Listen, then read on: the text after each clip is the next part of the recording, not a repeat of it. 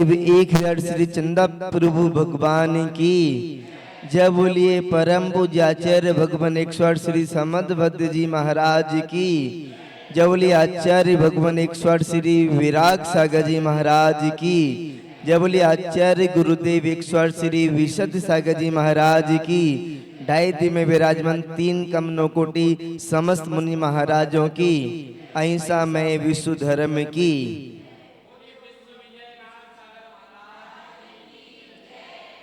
अभी तक हमने कल बात करी थी वात्सल्य अंग की, आज करेंगे प्रभावना अंग की। 8वां और अंतिम अंग सम्यक दर्शन के 8 अंग होते हैं। तो 8 अंगों में ऐसा नहीं कि आपको एक अंग में मजबूत बनना है, आपको 8 अंगों में मजबूत बनना है, 8 अंगों का पालन करना है। तो आज पहले इस श्लोक का वाचन कर लेते हैं, उसके बाद में समझेंगे इस श्लोक का अर्थ। अज्ञानतिमिरव्याप्ति मपाकृता यथा यथम जिन शासन महात्म्य प्रकाशा स्यात् प्रभाविना। जहां पर समदभद्र जी महाराज बतला रहे हैं कि यथा यथम समुचित रीति से जिस तरीके से बन सके उस तरीके से अज्ञान तिमिर व्याप्तिम अज्ञान रूपी अंधकार के विस्तार को दुनिया में यदि अपन देखें तो लोगों के पास सम्यक ज्ञान कम है, समीचीन ज्ञान कम है, मिथ्या ज्ञान ज्यादा है और लोगों के पास अज्ञान ज्यादा है। तो जिस तरीके से हो सके उस तरीके से अज्ञान रूपी अंधकार के विस्तार को, लोगों के अंधकार को, लोगों के अज्ञान को उठाकर अपाकृता हटाकर जिन शासन महात्म प्रकाशा जैन धर्म की महिमा को फैलाना प्रभावना अंग शाद कहलाता है। हमको क्या करना है? लोगों में जो अज्ञान फैला हुआ है उस अज्ञान को दूर करके सबको ज्ञान के प्रकाश में लेकर आना है। तो समदभद्राचार्य महाराज के अनुसार प्रभावना नामक अंग कहलाता है। तो जहां पर हम विस्तार से समझें और अन्य आचार्यों की देखें तो प्रभावना अंग इस तरीके से भी बतलाते हैं कि जिन धर्म का रत्न निकालना, रत्न निकालते हैं, लोग देखते हैं, लोग धर्म से जुड़ते हैं, जिन शासन की महिमा को समझते हैं, बड़े बड़े अनुष्ठान कराना, मुनि महाराजों का आगमन कराना। ध्यान रखना, यदि कहीं रास्ते से आप निकल जाना तो लोग आपको नहीं जानेंगे कि ये जैन है, और मुनि महाराज निकल जाते हैं कहीं रास्ते से तो सब लोग बता देते हैं कि ये जैन महाराज हैं। जिन धर्म की प्रभावना जिस तरीके से हो सके उस तरीके से करना। तो प्रभावना में रथ निकालना, पूजा अनुष्ठान कराना, मुनियों का आगमन कराना और जिस तरीके से हो सके उस तरीके से अपने जिन धर्म के महत्व को लोगों को बताना, ये प्रभावना कहलाती है। प्रभावना अंग में कौन प्रसिद्धि को प्राप्त हुआ है? तो एक वज्र कुमार मुनि महाराज प्रसिद्धि को प्राप्त हुए हैं। वज्र कुमार मुनि महाराज ने किया कुछ नहीं था, केवल बैठे होते, बैठे बैठे आज्ञा दी और धर्म की प्रभावना हुई। हाँ, मुनि महाराज भी धर्म की प्रभावना करते हैं। कैसे करते हैं? एक स्थान पर बैठते हैं और लोगों को आज्ञा देते हैं, लोगों को आदेश देते हैं, लोगों को बताते हैं और लोग उस तरीके से काम करते हैं तो धर्म की प्रभावना होती चली जाती है। कहीं पर मंदिर ऋण शीर्ण हो रहा होता है तो मुनि महाराज आशीर्वाद देते हैं कि भैया इस मंदिर का जैसे हो सके वैसे मरम्मत कराओ और अच्छा बनवाओ। तो लोग, आसपास के लोग या स्थानीय लोग मंदिर को देखते हैं तो उनको बहुत अच्छा लगता है, मन में प्रभाव जमता है भगवान का, और लोगों को लगता है कि मंदिर कुछ है, मंदिर भी अच्छा लगना चाहिए। और तो और हम जितनी अधिक भगवान के प्रति समर्पित होंगे, जितने गुरु के प्रति समर्पित होंगे, उतना ही जैन धर्म की प्रभावना बढ़ती चली जाएगी।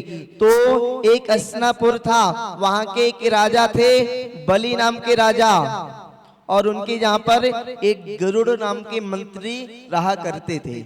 और गरुड़ नाम के मंत्री का एक पुत्र था, विद्वान था, सोमदत्त। सोमदत्त एक विद्वान पुत्र था उनका। तो सोमदत्त एक बार क्या हुआ, वो अहिच्छेद अपने मामा के यहाँ पर गया, और मामा के यहाँ पर जाने के बाद में मामा अहिच्छेद में राजा का मंत्री था। मामा के पास गया, सुभूति मामा के पास, और सुभूति मामा से बोला कि मुझे राजा से मिलवा दो। तो सुभूति जो मामा था उसको थोड़ा सा भय हुआ, उसको लगा कि यदि मैं इसको राजा से मिलवा दूंगा तो मेरा पद अलग हो जाएगा। उसको थोड़ा सा अभिमान हुआ कि मैं मंत्री हूं राजा का, मैं ऐसे कैसे मिलवा दूं। तो सोमदत्त को जब उसके मामा ने मंत्री से नहीं मिलवाया तो सोमदत्त खुद किसी ना किसी युक्ति से खुद राजा के पास चला गया, और राजा के पास जाने के बाद में विनय पूर्वक राजा के साथ में संवाद किया, और राजा खुश हो गया। राजा ने सोमदत्त की विद्वत्ता देखी और राजा ने सोमदत्त को अपना मंत्री बना लिया। और ऐसे उसने जाना, मामा ने, सुभूति मामा ने, कि मेरा भांजा मंत्री बन गया, तो वो उसके साथ उसको अनुमोदना देने गया, संबोधन देने गया कि तुम बहुत अच्छे मंत्री बन गए। और उसके बाद में उसने देखा कि मेरा भांजा मंत्री बन गया है, तो उसने अपनी पुत्री का विवाह उस भांजे के साथ में कर दिया। यज्ञदत्ता नाम की पुत्री थी, तो यज्ञदत्ता नाम की पुत्री का विवाह अपने सोमदत्त नाम के भांजे के साथ में कर दिया, और सोमदत्त और यज्ञदत्ता अच्छे से जीवन यापन करने लगे। और अच्छे से जीवन यापन करते करते यज्ञदत्ता के गर्भ ठहर गया, यानी कि गर्भ आ गया। और गर्भ आने के बाद में जब बच्चा गर्भ में आता है तो कुछ कुछ माओं को दोहले उत्पन्न होते हैं, कुछ कुछ को ऐसा होता है मैं खट्टी चीजें खाऊं, कुछ कुछ को होता है कि मैं धर्म तीर्थ यात्रा करूं, कुछ कुछ को होता है मैं स्वाध्याय करूं।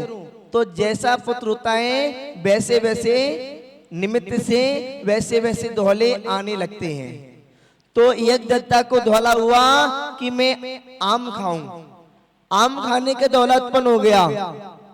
उसको मन में इच्छा हुई कि मैं आम खाऊं, और आ समय में आम कब आते हैं, बसंत के महीने में, और बसंत के महीने के बाद में आम समाप्त हो जाते हैं। आज समय में आम खाने की इच्छा हुई, और आम खाने की इच्छा हुई, आम नहीं मिल रहा तो कमजोर होने लगी, मन ही मन कोसने लगी मुझे आम नहीं मिल रहा। तो सोमदत्त ने सोचा क्या करें, तो आम ढूंढने के लिए जगह जगह जाने लगा।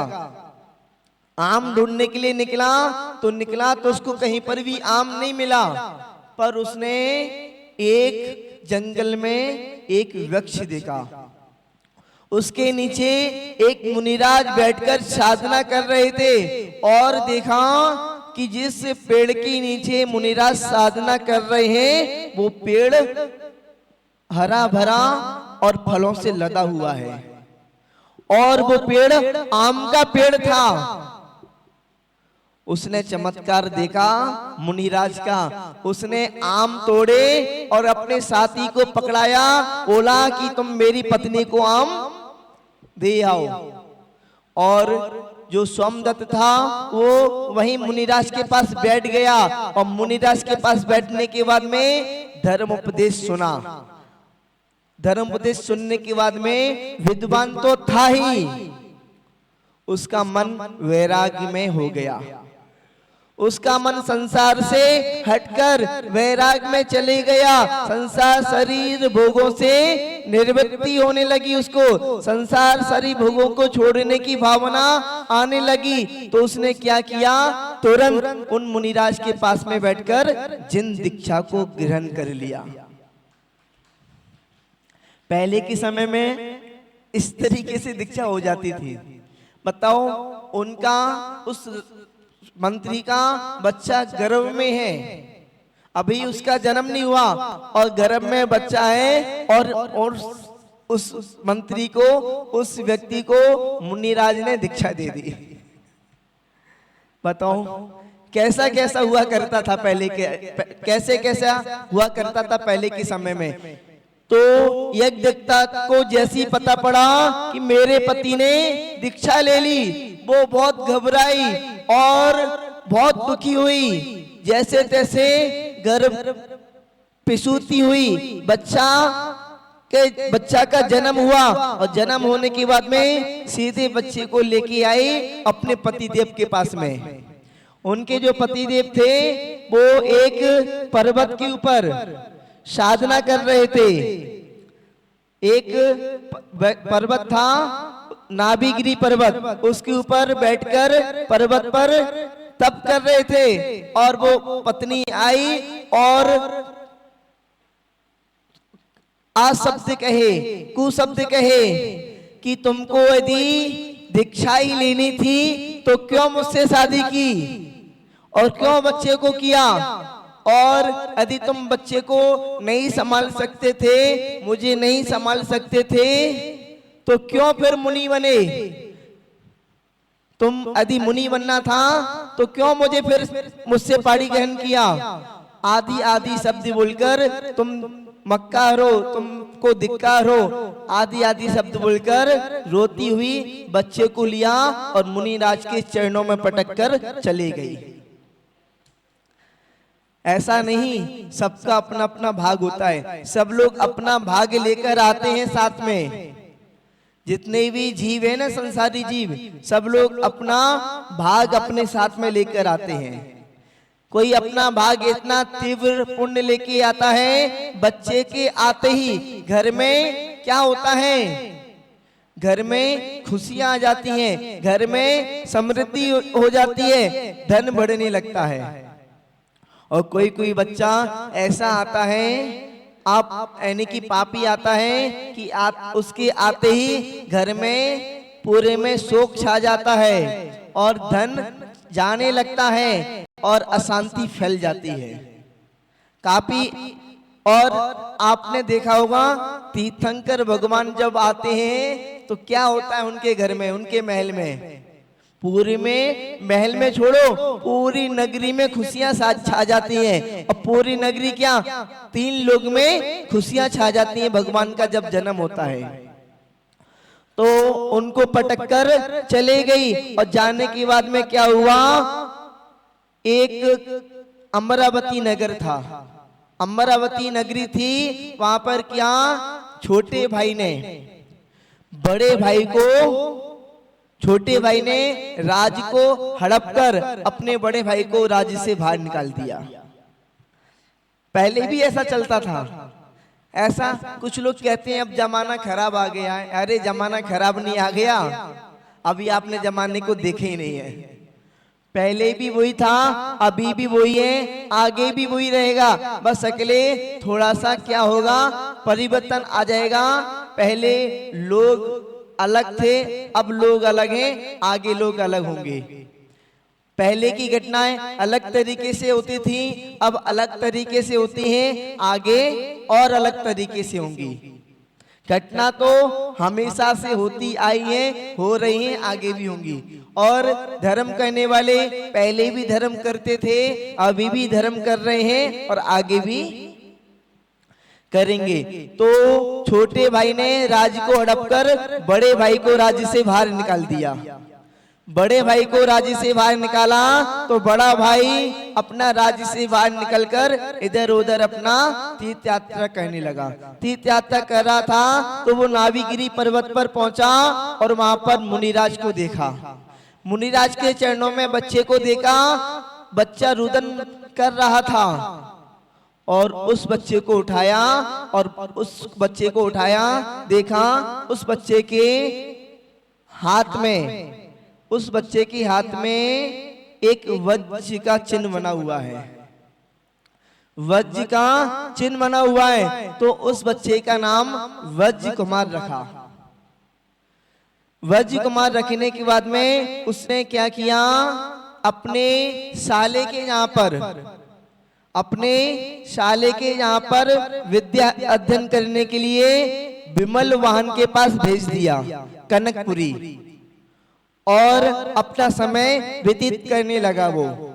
और जो वज्र कुमार था वो कनकपुरी जाकर विमल वाहन के यहाँ पर अपनी विद्या अध्ययन करने लगा और विद्या अध्ययन करते करते अच्छा योद्धा बन गया, बलशाली बन गया और अच्छा विद्वान बन गया।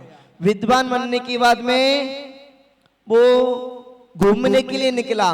घूमने के लिए जब निकल रहा था तो एक जंगल में गरुड़ वेग राजा की एक कन्या वहां पर साधना कर रही थी। ऐसी बात नहीं है केवल पुरुष ही साधना करते हैं, कन्या का भी साधना करने का आता है। जंगल में कन्याओं ने भी साधना सिद्धि की है, विद्याओं की सिद्धि की है। तो वहां पर विद्या की सिद्धि कर रही थी और उसने विद्या की सिद्धि कर रही थी तो क्या हुआ, एक तिनका उड़ा और उसकी आंखों में चला गया।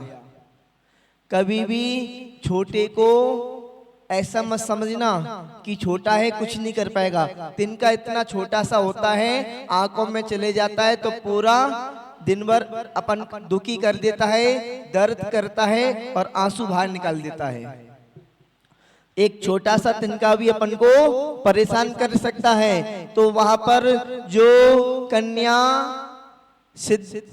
अपनी विद्या की सिद्धि कर रही थी तो उसकी आंखों में तिनका चला गया और तिनका गया तो उसको थोड़ी सी दिक्कत होने लगी। वहां से वज्र कुमार ने निकला और देखा कि इस कन्या के आंखों में एक तिनका चला गया है, उसकी वजह से इसको साधना में, विद्या साधने में, विद्या सिद्ध करने में दिक्कत आ रही है। तो वज्र कुमार ने बहुत ही आसानी से, यानी कि कह सकते हैं बिल्कुल सावधानी के साथ में उस कन्या की आंख में से तिनका निकाल दिया। और जैसे तिनका निकाला वो कन्या एकदम अपने आप को सही महसूस करने लगी और मन ही मन में सोचने लगी कि मैं अपने पति के रूप में इनको भी स्वीकार करूंगी। और उसकी साधना सिद्ध हो गई, उसको सिद्धि की प्राप्ति हो गई और वज्र कुमार को कहा कि मैंने तुमको अपना पति बना लिया। और वज्र कुमार का विवाह हो गया उस कन्या के साथ में। और वज्र कुमार संयोग से उसको पता लगा कि मेरे जो पिताजी हैं, पिताजी के छोटे भाई ने अमरावती नगर जो हमारा राज्य है, तो पिताजी के छोटे भाई ने मेरे पिताजी को, मेरे चाचा ने मेरे पिताजी को राज्य से बाहर कर दिया, पूरा राज हड़प लिया और राज्य से बाहर निकाल दिया। तो वो उसने क्या किया, अमरावती गया अपने चाचा के पास और चाचा से युद्ध किया और चाचा को युद्ध में हराकर अमरावती का राज उसने स्वयं ले लिया। अमरावती का राज लेने के बाद में अपने पिताजी दिवाकर अपने पिताजी को उसने सिंहासन पे बिठाकर राजा बना दिया। अब दिवाकर के तो कोई पुत्र नहीं था, केवल एक जो वज्र कुमार मुनि महाराज के चरणों में मिला था, वज्र कुमार जो बेटा था वही उनका बेटा था, कोई बच्चा नहीं था उनके पास में। पर संयोग से क्या हुआ कि दिवाकर के भी एक पुत्र हो गया। एक जब पुत्र हो गया दिवाकर के, तो उसकी जो दिवाकर की जो विद्याधरिणी थी, पत्नी थी, अब उसको वज्र कुमार खटकने लगा। पराया पराया होता है, अपना अपना होता है। पहले अपना पुत्र नहीं था, वज्र कुमार को ही अपना मानती थी, और इतने समय के बाद में बताओ उसको पुत्र हो गया। पुत्र हो गया तो जो वज्र कुमार था वो उसको दुश्मन लगने लगा, और अब सोचने लगी कि कैसे हो ये वज्र कुमार जहां से चले जाए, और सोचने लगी कि वज्र कुमार के होते हुए मेरा पुत्र को राज नहीं मिल पाएगा। तो उसने एक किसी से कहा कि बताओ वज्र कुमार का कहीं पर जन्म हुआ और कहीं पर परेशान कर रहा है, कितना दुष्ट है। आदि आदि शब्द कहे और वज्र कुमार ने वो पूरे शब्द सुन लिए। वज्र कुमार ने जैसे वो शब्द सुने तो उसके मन में बहुत आकुलता व्याकुलता हुई। बताओ मैं इनका पुत्र नहीं हूं, उसके मन में आया मैं इनका पुत्र नहीं हूं। वो अपने पिताजी के पास गए, दिवाकर के पास, और पूछा कि आपको सही सही बताना पड़ेगा, और अगर आप सही नहीं बताओगे तो मैं अन्न जल का त्याग कर दूंगा। दिवाकर ने देखा क्या हो गया, क्या सही बताना है। वज्र कुमार ने कहा कि आपको बताना है कि ये बताओ मैं किसका पुत्र हूं। दिवाकर सोचने लगा कि क्या हो गया। उन्होंने कही नहीं, आप मुझे बताओ कि मैं किसका पुत्र हूं, बताना पड़ेगा। मजबूरन दिवाकर को बताना पड़ा कि हमको एक मुनिराज के चरणों में, सोमदत्त मुनिराज के चरणों में तुम मिले थे। हम तुमको सोमदत्त मुनिराज के चरणों में से उठाकर लेके आए थे। तो वो सीधा सोमदत्त मुनिराज के पास गया, और सोमदत्त मुनिराज के पास गया और वहां पर पता लगा कि वो सोमदत्त मुनिराज का ही पुत्र है, सोमदत्त मुनिराज का ही पुत्र है। और अपने पिता स्नेह से उसने क्या किया, धर्म का उपदेश सुना और स्वयं दीक्षा लेकर दिगंबर मुनिराज बन गया। दिगंबर मुनिराज बनकर साधना करने लगा। और अब ये तो हो गई वज्र कुमार की घटना। वज्र कुमार किस तरीके से मुनि बने, अब वो किस तरीके से उन्होंने प्रभावना की धर्म की, तो इसको भी समझते हैं। एक मथुरा नगरी थी, मथुरा नगरी में एक अपना मथुरा नगरी में अपनी गंध रानी थी सम्यक दृष्टि, उर्मिला उनकी यानी कि हाँ, मथुरा नगरी में एक राजा थे, कौन से नाम के, हाँ, गंध नाम के राजा थे। उनका पूरा नाम मुझे समझ नहीं आ रहा। उनके राजा थे और उनकी रानी थी उर्मिला सम्यक दृष्टि, और इतनी अच्छी सम्यक दृष्टि थी, धर्म ध्यान में अपना दिन भर समय निकालती थी धर्म ध्यान में। तो वहां पर क्या हुआ, उसी नगरी में एक सागर दत्त नाम का सेठ रहता था, और उसकी रानी का नाम समुद्दत्ता था। उसके एक दरिद्रा नाम की एक पुत्री का जन्म हुआ। और अभी मैंने बताया ना कि कोई भी जीव जन्म लेता है तो अपना भाग, अपना पुण्य पाप साथ में लेकर आता है। दरिद्रा का जैसी जन्म हुआ तो उसके माता पिता खत्म हो गए, और खत्म हो गए वो उसकी ऐसी हालत हो गई, उसको खाने पीने को कुछ नहीं बचा। वो झूठन खा के अपना समय व्यतीत करने लगी। और वहां से दो मुनिराज, एक नंदन एक अभिनंदन, दो मुनिराज वहां से निकले और दरिद्रा को देखा। दरिद्रा को देखने के बाद में एक मुनिराज ने कहा, देखो कर्म का खेल, ये सेठ सेठानी के जहां पर जन्म हुआ इसका, और ये झूठन खाकर अपना समय व्यतीत कर रही है। दूसरे मुनिराज ने कहा, भैया अभी तो इसका कर्म का उदय ऐसा है, भविष्य में जे राजा की पटरानी बनेगी। ये जैसे ही मुनिराज ने कहा, पास में एक विंदक नामक बौद्ध भिक्षु था, उसने सुन लिया। बौद्ध भिक्षु ने जैसे सुना कि ये दरिद्रा भविष्य में राजा की पटरानी बनेगी, तो बौद्ध भिक्षु ने उस दरिद्रा को अपने आश्रम में ले गया। आश्रम में ले जाकर उसको अच्छे से अध्ययन कराया, अच्छे से उसको रखा, उसका पालन पोषण किया, और वो बड़ी हो गई। बड़ी होने के बाद में वहां से राजा का निकलना हुआ, और राजा ने जैसी दरिद्रा को देखा, राजा दरिद्रा को देखकर दरिद्रा के ऊपर मोहित हो गया। उसने जानकारी निकाली ये कौन है, तो पता पड़ा कि विंदक भिक्षु की आश्रम में रहने वाली एक कन्या है। मंत्री के द्वारा सूचना कराई कि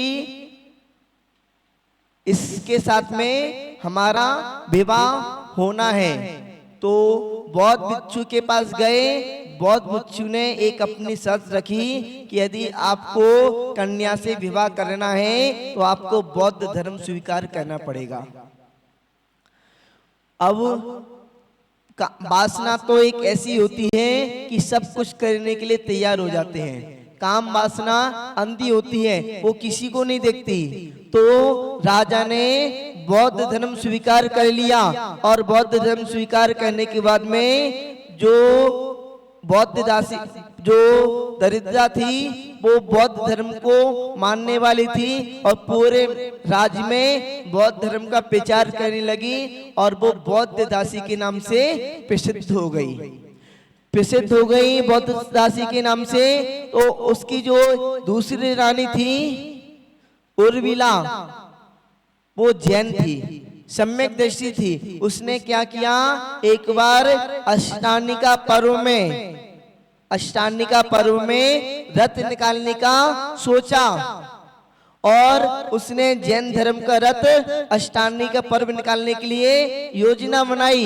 जैसी उसने योजना बनाई तो जो बुद्ध दासी थी उसने उसको पता पड़ा कि जहां पर जैन धर्म का रथ निकलेगा, उसने राजा को कहकर जैन धर्म का रथ निकलवाने के लिए मना करा दिया कि जैन धर्म का रथ नहीं निकलेगा। और उर्मिला वो तो सम्यक दृष्टि थी, धार्मिक थी, उसके मन में एकदम से खटपट होने लगी कि भैया हर साल तो रथ निकलता था, अब इस साल कैसे नहीं निकलेगा। और उसकी कोई सुनवाई नहीं हुई, तो वो रोती रोती जिन मंदिर में गई, और जिन मंदिर में वज्र कुमार मुनिराज बैठे हुए थे। वज्र कुमार मुनिराज बैठे थे, उनको पूरी घटना बताई, और घटना बताने के बाद में उसी समय वज्र कुमार मुनिराज के जो पिताजी थे, जिन्होंने पालन पोषण किया था दिवाकर उनके दर्शन करने के लिए आए थे। दिवाकर अपने परिवार के साथ में विद्याधर दिवाकर दर्शन करने के लिए आए, तो वज्र कुमार मुनिराज ने दिवाकर को आज्ञा दी, तुम जाओ और धर्म की प्रभावना करो, रथ निकलवाओ। और दिवाकर अपने परिवार सहित आया। मथुरा में जैसे बने वैसे उन्होंने कोशिश की। पहले तो अपने वचन से समझाया कि भैया हर साल धर्म का रथ निकलता है तो निकलने दो, नहीं मानी तो अपने बाहुबल से समझाया और उनका रथ आगे निकलवा दिया और धर्म की प्रभावना हुई। वज्र कुमार मुनिराज ने आज्ञा दी और उनकी आज्ञा से जो रथ निकलने के लिए निषेध कर दिया था बौद्ध दासी ने, वो रथ निकल गया और बौद्ध दासी भी वो समर्पित हो गई और झुक गई और उसने भी बौद्ध धर्म को छोड़कर जैन धर्म को स्वीकार कर लिया। इस तरीके से अपनी आज अंतिम अंग 8वां अंग प्रभावना अंग की अपनी प्रभावना अंग हुआ, अपने 8 अंग हो गए। अब कल अपन जानेंगे 8 अंगों के बारे में और विस्तार से अच्छे से। जय बोलिए चंद्रप्रभु भगवान की।